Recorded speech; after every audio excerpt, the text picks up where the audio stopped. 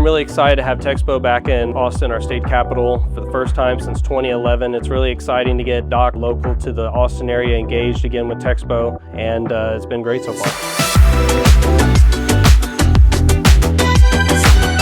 I think TCA works extremely hard with the community. I also think they are on top of things, on the fringe of things, and always looking at advancements and making sure that the doctors have the best knowledge and information available to them.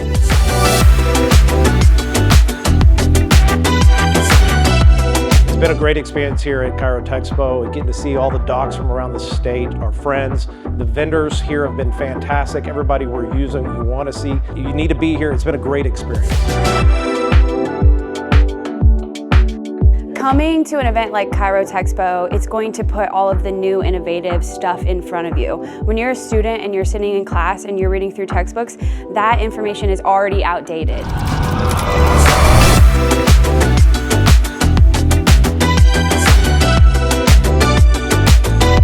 It was a great weekend this weekend at Chiro Texpo 2026. We had an awesome showing from doctors, vendors, family, friends. We had a great time, learned a lot of awesome things, and just had a great time overall. It was wonderful seeing everybody.